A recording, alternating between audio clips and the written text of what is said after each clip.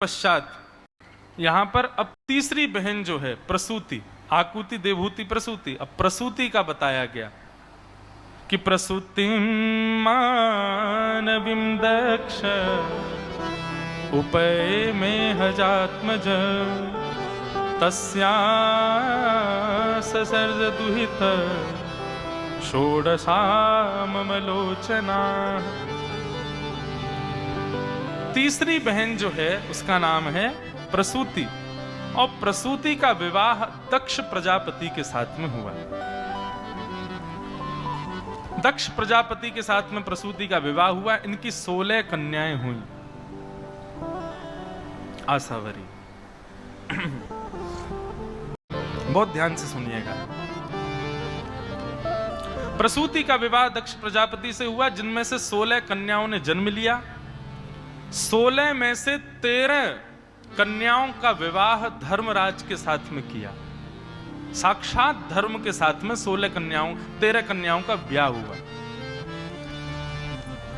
जिन 13 कन्याओं में से एक कन्या का नाम था, बंधुओं ये कथा विस्तार से नहीं होती हैं, इसलिए सुनिए, ये सब कथाएं बहुत जरूरी हैं। दक्ष प्रजापति की 13 कन्याओं में से एक कन्या का नाम था मूर्ति, और मूर्ति कन्या और धर्मराज के यहां 2 पुत्र उत्पन्न हुए, जिनका नाम है नर नारायण। बोलो भद्र विशाल भगवान की जय। आज कथा के प्रारंभ में स्मरण था और आज यहां कथा में उनका प्रादुर्भाव हुआ। तो प्रजापति दक्ष की 13 कन्याओं में से एक कन्या मूर्ति, 13 कन्याओं का ब्याह हुआ था धर्मराज के साथ। तो मूर्ति के साथ में जब उनका विवाह हुआ तो उनके यहां संतान के रूप में भगवान ही साक्षात आदि ब्रह्म के अंश ही नर और नारायण के रूप में प्रकट हुए। यही नर नारायण बद्रीनाथ में 2 पर्वत के रूप में विराजमान है। एक नर है, दूसरे नारायण है। हमारे रामानुज संप्रदाय का अष्टाक्षर गुरु मंत्र जो है, हमारा गुरु मंत्र जो है, वो वहीं प्रकट हुआ है। कथा ऐसी आती है, एक सहस्त्र कवच नाम का राक्षस था। उसने सूर्य की उपासना की तो उसको 1000 कवच मिले थे। ऐसा वरदान था कि जो भी उसके एक कवच को काटेगा, कवच काटते ही उसकी मृत्यु हो जाएगी जो काटेगा। और वो सहस्त्र कवच जो था, उसके साथ में नर नारायण दोनों का युद्ध हुआ। तो नर नारायण दोनों के युद्ध, पहले नर लड़ाई करते, नर युद्ध करके उसके कवच को काट देते, कवच कटते ही मूर्छित हो जाते। फिर नारायण उससे युद्ध करते और नारायण कवच काटते, नारायण मूर्छित हो जाते। फिर उसके बाद नर आकर के युद्ध करते। इस प्रकार से उन्होंने 999 कवचों को काट दिया, सहस्त्र कवच के। एक कवच जब उसके पास रह गया तो वही सहस्त्र कवच राक्षस जाकर के सूर्य नारायण के पास छुप गया। कालांतर में जब द्वापर युग प्रकट हुआ और द्वापर में कुंती को बचपन में संतों की सेवा की, तो एक महात्मा ने उनको एक मंत्र दे दिया था। बोले, इस मंत्र से तुम जिस देवता को चाहोगी वो तुम्हारे सामने प्रकट हो जाएगा।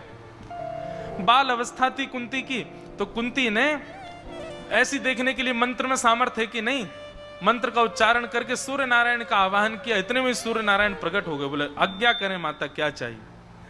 कुंती तो घबरा गई, बोले, मैं तो बस देख रही थी कि मंत्र में सामर्थ्य है कि नहीं, मुझे कुछ चाहिए नहीं। सूर्य नारायण बोले, मैया अब हम आए हैं तो खाली हाथ तो नहीं जाएंगे, कुछ देके जाएंगे। और तब वही सहस्त्र कवच का जो एक कवच बचा था, वह व्यक्ति, उसी को बाल रूप में सूर्य नारायण ने कुंती को प्रदान किया, जो कि बड़े होकर के कर्ण के रूप में देखा गया। कथा सब मिली हुई है। उसका एक कवच और कुंडल बचा था बस, और उसी कवच कुंडल को इंद्र ने आकर के ब्राह्मण रूप धारण करके दान में मांग लिया महाभारत युद्ध में। और कवच कुंडल जाते ही उसी कर्ण की फिर उन्हीं नर नारायण के द्वारा वध हुआ। क्यों? नर ही अर्जुन के रूप में आए हैं और नारायण ही कृष्ण रूप में पधारे हैं। उन्होंने ही उसके साथ युद्ध किया और अंतिम युद्ध करके उसको परास्त किया। बहुत सुंदर कथा है। तो मूर्ति के यहां पर भगवान नर नारायण प्रकट हुए कि लब्धा बालौ कैर्यत्यु अर्चितौ गंधमादनम् ताविमौ वै भगवतो हरेरंशा विहागतौ भारव्ययाय च भुवः कृष्णौ यदुकुरुदुः।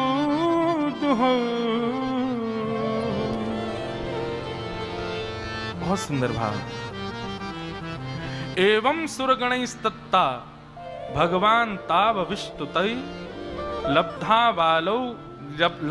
बालो कैर्यत्युत अर्चितौ गंधमादनम। नर नारायण दोनों प्रकट हुए और प्रकट होते ही ये गंधमादन कहते हैं हिमालय को।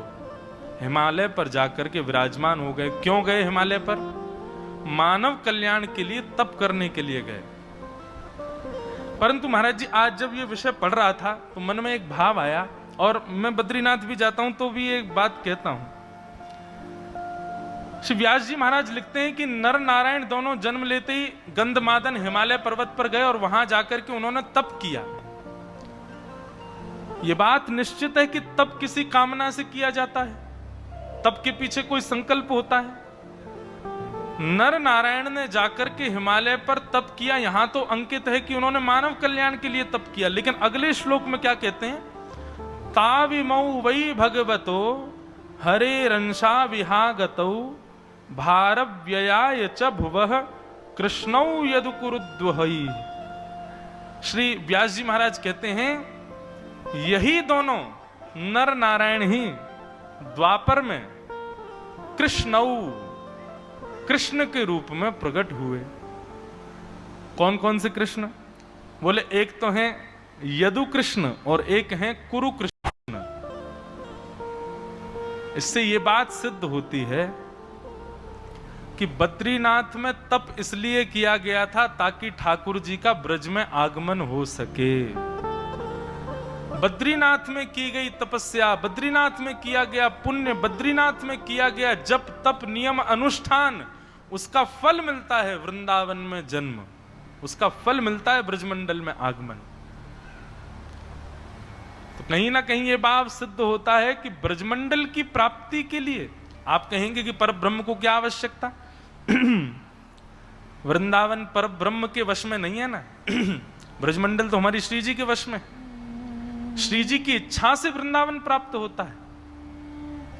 तो मानो ऐसा भाव लग रहा है यहां पर कि नर नारायण ने जाकर के बद्रीनाथ में तपस्या इसलिए की ताकि उस तपस्या के फल के स्वरूप वे वृंदावन में प्रकट हो सके।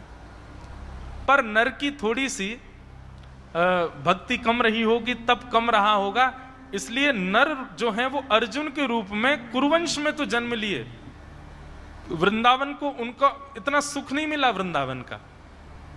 पर हां, वृंदावन में रहने वाले श्री कृष्ण का संग तो उनको प्राप्त हुआ है। श्रीमद् भागवत के उत्तर महात्म में, उत्तर महात्म के द्वितीय अध्याय, आप लोग कहीं ब्रजवासी हैं इसलिए अपने वृंदावन की महिमा बताते रहते हैं, ऐसा नहीं है। श्रीमद् भागवत के उत्तर महात्म में लिखा है साधन भूमि बदरी ब्रजता कृष्णेन मंत्रिणे प्रोक्ता। साधन भूमि कौन सी है? बोले साधन भूमि है बद्रीनाथ। और साधन का फल भूमि क्या है? तो कहते हैं साधन भूमि बदरी बल भूमि ब्रज भूमि दत्त।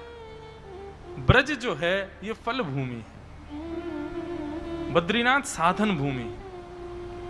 बद्रीनाथ में किया गया जप, बद्रीनाथ में किया गया तप, बद्रीनाथ में किया गया पुण्य, वह आपको ब्रज में जन्म लेने, जितना ज्यादा तप जप किया होगा बद्रीनाथ में, उसी का फल मिलेगा कि वृंदावन प्राप्त हो, ब्रजमंडल प्राप्त हो। यदि किसी को ब्रजमंडल की उपासना चाहिए, ब्रजमंडल चाहिए, इस जन्म में तो नहीं मिला, पर इसको ऐसा भी कह सकते हैं कि बद्रीनाथ में भजन करने वाले के चित्त में ब्रज के प्रति प्रेम प्रकट होता है, क्योंकि बद्रीनाथ साधन भूमि है। और वृंदावन जो है वो फल भूमि है। वृंदावन फल भूमि। तो जो यहां पर कृष्णौ शब्द का प्रयोग किया नर नारायण के अवतार में, कि यही दोनों नर नारायण द्वापर में जाकर के यदु कृष्ण और कुरु कृष्ण बने। यदु कृष्ण तो हमारे ठाकुर जी हैं, और कुरु कृष्ण कौन है? कुरुवंश के कृष्ण हैं श्री अर्जुन। अर्जुन नर हैं और कृष्ण नारायण हैं। बद्रीनाथ में इसीलिए तप कर रहे हैं ताकि हमको वृंदावन मिल जाए। वृंदावन सामान्य नहीं। भाग्य बड़ो वृंदावन पायो, भाग्य बड़ो वृंदावन पायो, भाग्य बड़ो वृंदावन पायो, भाग्य बड़ो वृंदावन पायो, भाग्य बड़ो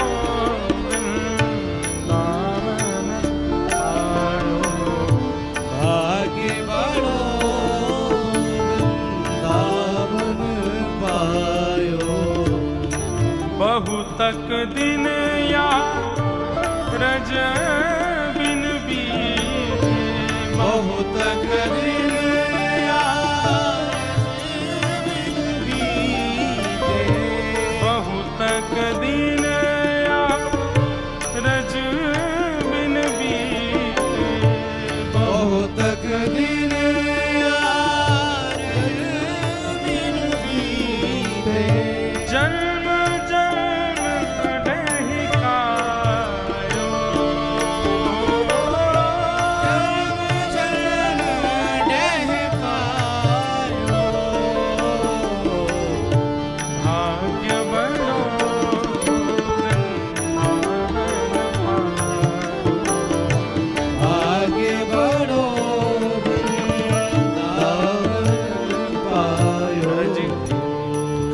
भाव है।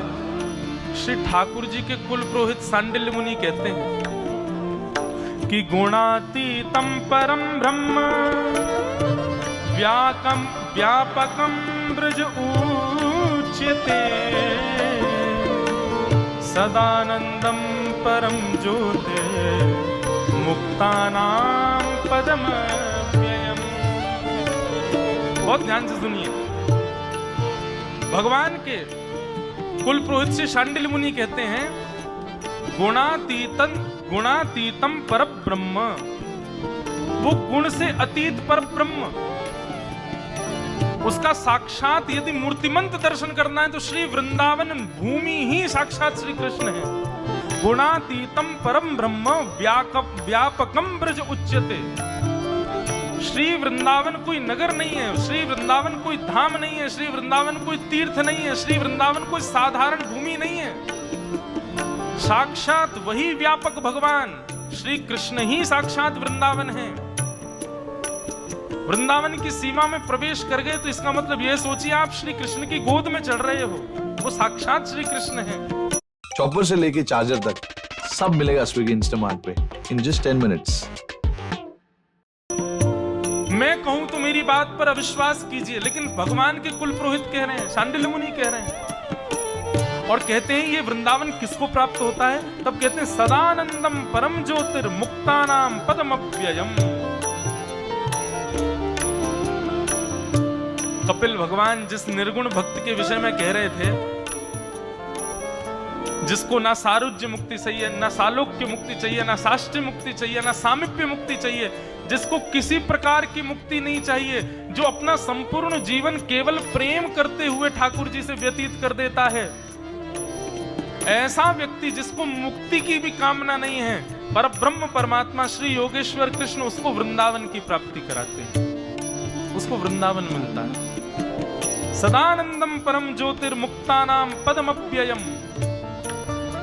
वृंदावन ऐसे ही नहीं मिल जाता है, वृंदावन इतना साधारणतया प्राप्त नहीं होता है। वेद पुराण सब जगह यही भाव वर्णित किए गए हैं। श्री शांडिल्य मुनि कह रहे हैं वृंदावन हरी इच्छा, श्री जी की कृपा, और जिसने अपने जीवन में कभी कुछ ना मांगा हो ठाकुर जी से, बस प्रेम किया हो ठाकुर जी को, ठाकुर जी उसको प्रेम के फलस्वरूप वृंदावन प्रदान करते हैं। जिस वृंदावन की प्राप्ति के लिए स्वयं नारायण बद्रीनाथ में जाकर के तप कर रहे हैं, मुझे वृंदावन प्राप्त हो, मैं मेरा अवतार वृंदावन में हो। महाराज जी, किसी किसी कल्प में राम अवतार अन्य स्थानों पर भी हुआ है। विदेश में एक जगह है बाली, वहां के लोग मानते हैं कि किसी कल्प में राम अवतार यहां हुआ है। ऐसी कई जगह प्रमाण मिलते हैं कि किसी किसी कल्प में राम अवतार अलग अलग स्थानों पर भी हुआ है, पर हर कल्प में कृष्णा अवतार तो वृंदावन में ही होता है, और उसी वृंदावन में होता है जिस वृंदावन को हम लोग आज देखते हैं। वृंदावन अपना स्थान नहीं बदलता, ठाकुर जी हर कृष्ण अवतार यहीं धारण करते, ऐसा ये वृंदावन है। बंधु, ये जो पद मैं गा रहा हूं ना, वृंदावन में जब किसी के प्राण निकल जाते हैं ना, तब रसिक जन इस पद को गाते हैं। वो कहते हैं ओहो कितना सौभाग्य, स्वयं महादेव कहते हैं, शिव कहते हैं, वृंदावन की प्राप्ति 4 प्रकार से होती है। या तो जन्म वृंदावन में हो, मृत्यु कहीं भी हो जाए, जन्म कहीं भी हो, मृत्यु वृंदावन में हो जाए, जन्म भी कहीं हुआ हो, मृत्यु भी कहीं हो गई हो, परंतु मृत्यु के समय वृंदावन को याद कर लिया जाए।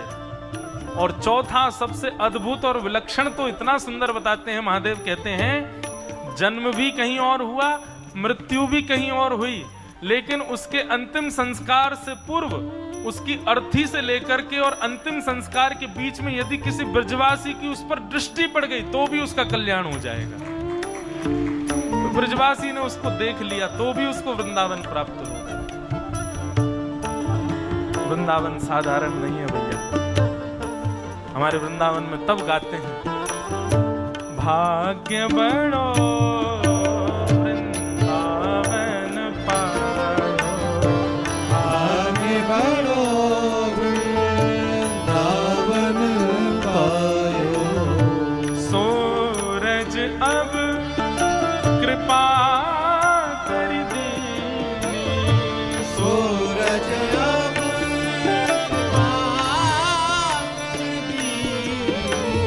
अभय निशान बजायो, अभय निशान बजायो, अभय निशान बजायो, अभय निशान बजायो, भाग्य बड़ो वृंदावन पायो,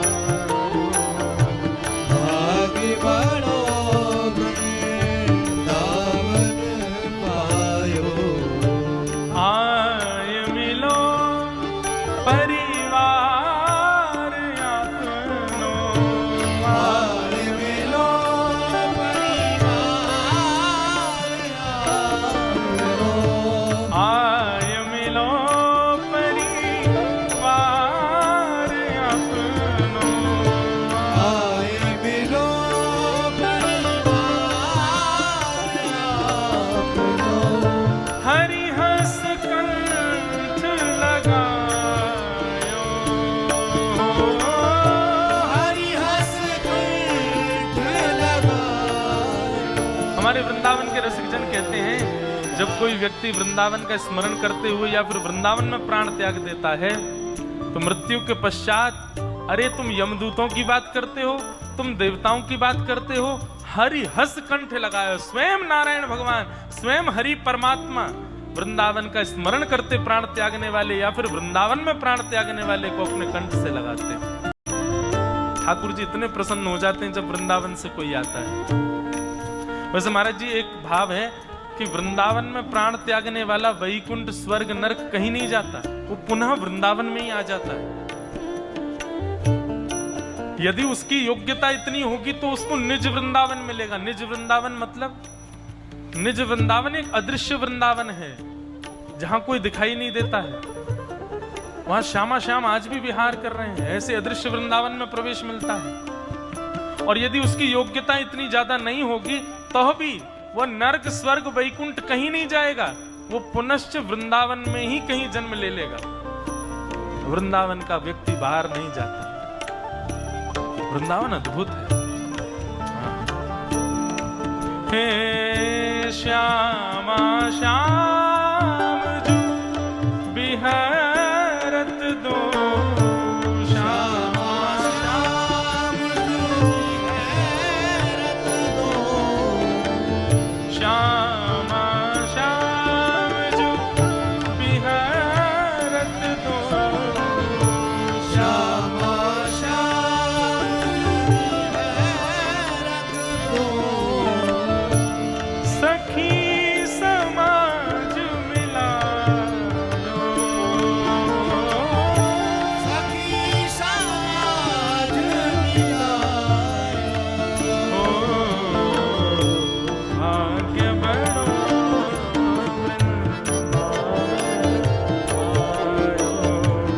आगे बढ़ो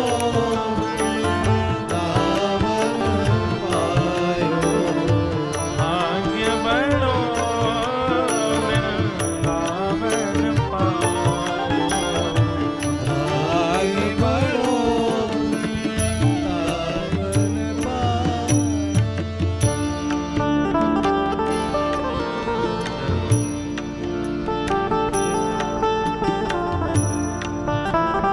वृंदावन पायो। श्री वृंदावन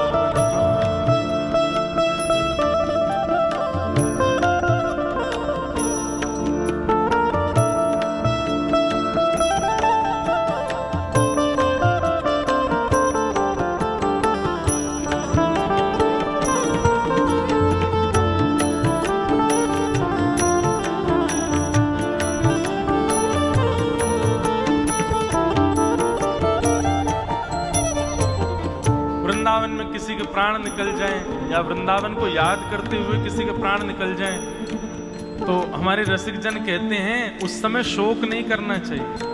अरे शोक मत करो, शोक तो उसका करो जो वृंदावन विहीन होकर के चला गया।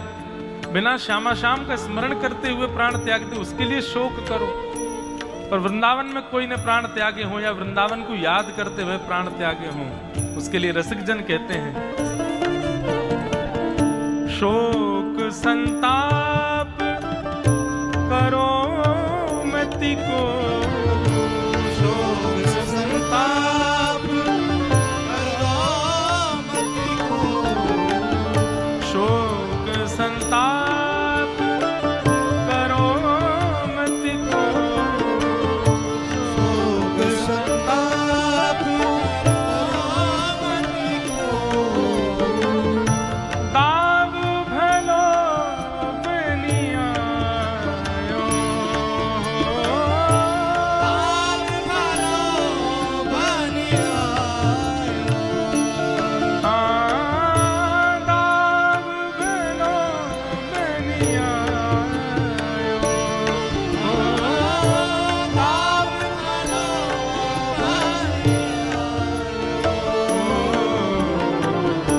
भाग्य बड़ो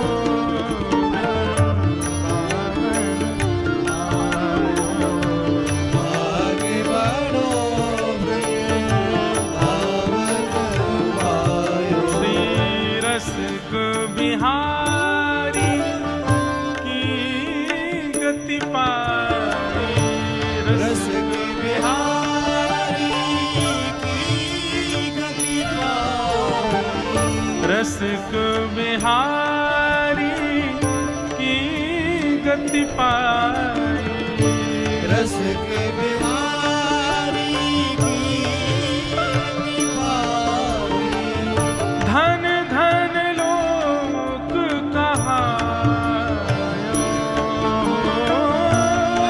धन लोक कहायो, धन धन लोक कहायो, धन धन लोक कहायो,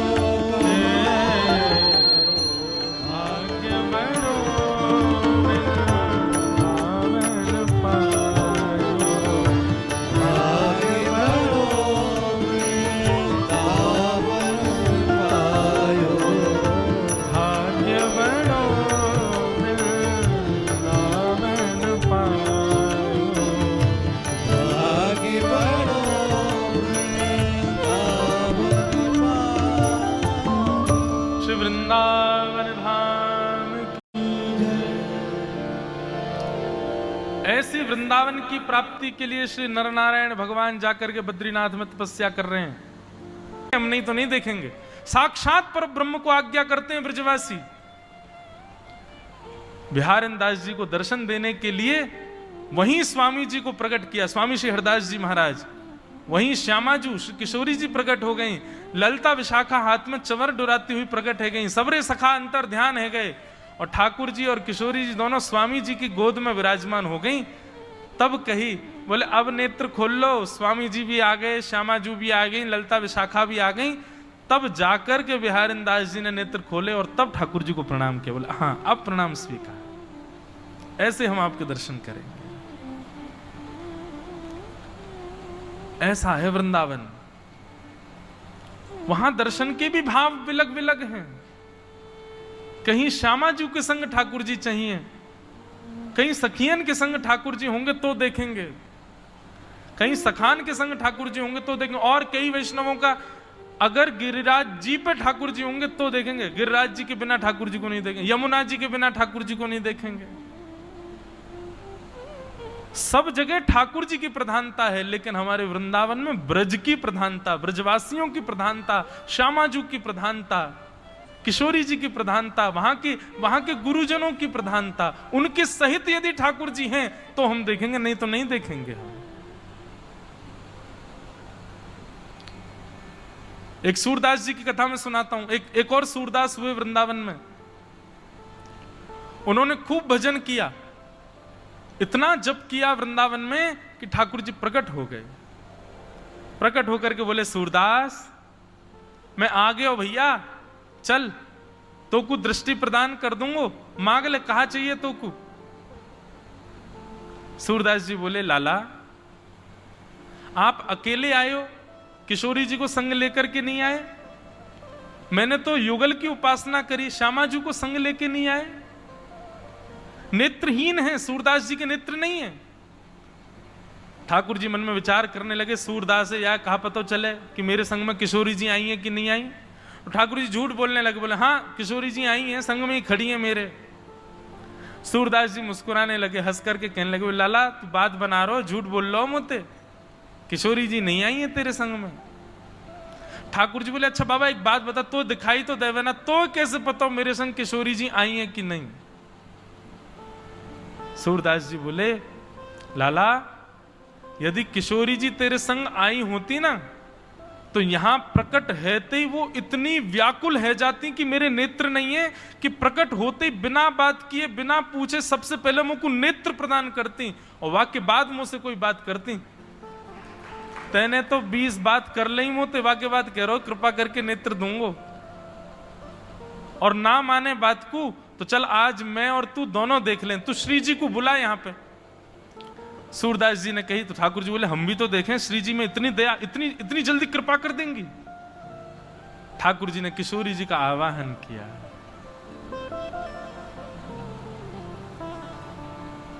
जैसे ही किशोरी जी प्रकट हुई और प्रकट होते ही उन्होंने जैसे ही सामने वृक्ष के नीचे बैठे हुए सूरदास को देखा, नेत्र नहीं है उनके, देखते ही ठाकुर जी से तो बाद में चर्चा होगी, तुरंत सबसे पहले उनको नेत्र प्रदान किए और नेत्र प्रदान करने के बाद बोली, बाबा चलो मेरा दर्शन कर लियो पहले, फिर बाद में चर्चा करूंगी, तुम्हारा नाम कहाँ है, गांव कहाँ है, वो सब बात की, पहले मेरा दर्शन कर लियो। प्रकट होते ही बाबा के नेत्र प्रकट हो गए और नेत्र आते ही ठाकुर जी को देख करके बाबा कहने लगे, देखो जी है हमारी श्यामाजू, लाला तू तो विचार करे कृपा करवे में, पर हमारी किशोरी जी तो इतनी भूरी हैं, वो जैसे ही देख लेना कोई अयोग्य है, वह अयोग्य को देखते तुरंत कृपा करें वह के ऊपर। ऐसा हमारा वृंदावन है।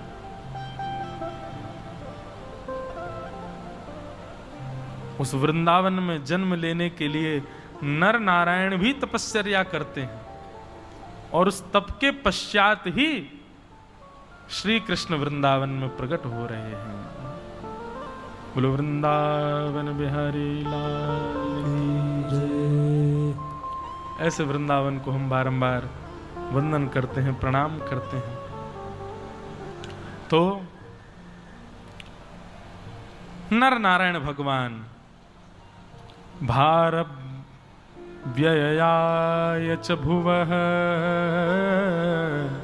कृष्णो यदुकुरुद्वहे। ये नर नारायण ही कृष्णौ, दो कृष्ण के रूप में प्रकट हुए, एक यदुवंशी कृष्ण, एक कुरुवंशी कृष्ण, अर्जुन और कृष्ण। इनके विषय में कथा सुनाई गई। तत्पश्चात नर नारायण भगवान के अवतरण की कथा सुनाने के बाद वेद व्यास जी कहते हैं, इन्हीं प्रसूति की, जिनकी 16 पुत्रियां थीं, 13 पुत्रियों में से एक मूर्ति उनके पुत्र हुए नर नारायण। इन्हीं प्रसूति की 16 पुत्रियां, उन 16वीं पुत्री का नाम है सती, जिनका विवाह देवादिदेव महादेव शिव के साथ सुसंपन्न हुआ। नारद जी महाराज की आज्ञा से और सती मैया की इच्छा से यह कार्य संपन्न हुआ। महादेव का विवाह सती के साथ में सुसंपन्न हुआ। अब यहां सती चरित्र सुनाया गया है भागवत में। सबने सुना है, पर हम महादेव की भूमि में बैठे तो थोड़ा सा स्पर्श में कर दूं।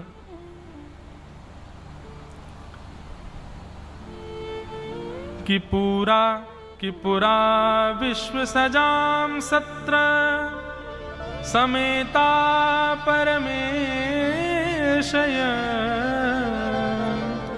कि तथा मर्गणा सर्वै सानुगा मुनयोग्नयः।